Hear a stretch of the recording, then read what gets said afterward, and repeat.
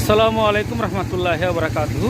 আমরা এখন আছি বাংলাদেশ ভারতের মধ্যে যে নদী আছে একটা অন্যতম, তার নাম হচ্ছে লালাখা।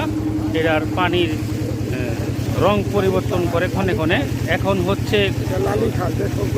এখন হচ্ছে এটা ফিরোজা কালার, কিছুক্ষণ পরে হবে মেরুন কালার, রাত্রে হয়ে যাবে কালো কালার। আচ্ছা, তো চারপাশে পাহাড় পর্বত আছে। আসার অবস্থা হচ্ছে আপনারা সরাসরি সিলেট থেকে চলে আসবেন কালিনীগঞ্জ বাজার সিএনজি দিয়ে। তারপর এখান থেকে যদি মন চায় রিভার কুইন রেস্টুরেন্ট থেকে মাছ, ভাত, ডাল এবং ডিম ভাজি খেয়ে এখান থেকে নৌকা নিয়ে বাংলাদেশ এবং ভারতের 0 পয়েন্টে সরাসরি চলে যাবেন। খুব সুন্দর আবহাওয়া, পানি শীতল, মন চাইলে গোসল করতে পারবেন।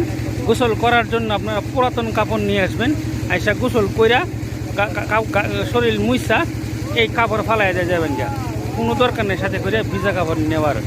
আর অবশ্যই একটু হালকা ঠান্ডা পানি যদি সাথে থাকে তাহলে তো মনে করেন আপনার যাত্রা হয়ে যাবে একে। এই যে সুন্দর সুন্দর পাহাড় পর্বত, টিলা টালা সব কিছু মিলাইয়া এটা একটা দর্শনীয় স্থান বাংলাদেশের। আমি প্রথম আসছিলাম এখানে 2013 সালে, তারপরেও বহুবার আসছি। আর সর্বশেষ আসলাম 2025 সালের 2রা মে। রজনীগন্ধা স্পোর্টিং ক্লাব, কাফরুল ব্যাডমিন্টন ক্লাবের সদস্য এবং ইয়োগা ক্লাবের সদস্য সহ অনেকের সাথে। এটা হলো বিশাল একটা পাহাড়, এটা বাংলাদেশের বর্ডারের মধ্যে পড়ছে। আর সাথে হচ্ছে ভারতের অঙ্গরাজ্য আসাম। পাহাড়গুলো যথেষ্ট নিরাপদ, ওই রকম সাপ নাই। দৌড়া সাপটা থাকলে থাকতে পারে, এটা আমরা ওই রকম জানা নেই।